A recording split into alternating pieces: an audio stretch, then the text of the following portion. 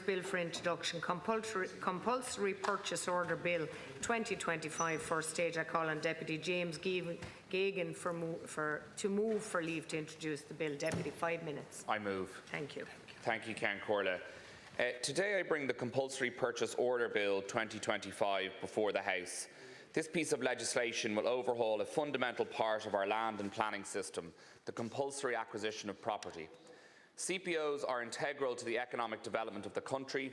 If the state cannot acquire land in a transparent, timely and cost-effective way, we will not build the infrastructure we need. Without this infrastructure, our economic development will come to a halt.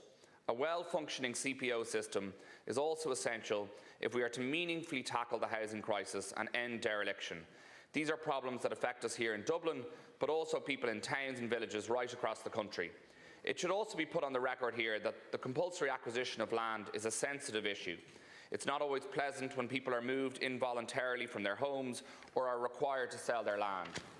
Although we need a streamlined and cost-effective CPO system, these landowners are entitled to clarity, transparency and fairness. I believe this bill provides that and strikes the balance needed to make CPOs work. Unfortunately, our current system does not provide that. In fact, our current CPO system is primitive. It's opaque, it creates uncertainty, and it slows down the delivery of housing and infrastructure. A hodgepodge of about 70 statutes currently govern how the state can acquire land.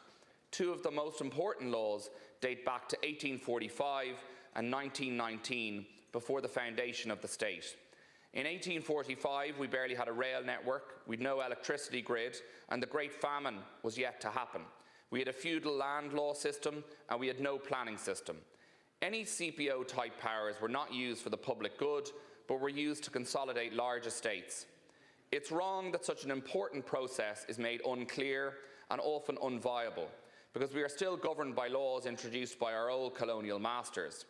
These statutes have long outlived their context and frustrate all stakeholders. If our CPO system cannot command the confidence of acquiring authorities and affected landowners, then it will not work. That's why I'm introducing this bill, which was published by the Law Reform Commission in 2023, after the government tasked it with examining our CPO system. This bill repeals those old laws and sets out a clear, unified system which guarantees two things: that the state can acquire the land needed to deliver infrastructure and housing, our two most important public goods, and that landowners are fairly compensated and have confidence that the process will treat them fairly. The key reforms put forward by the bill are as follows. First, it introduces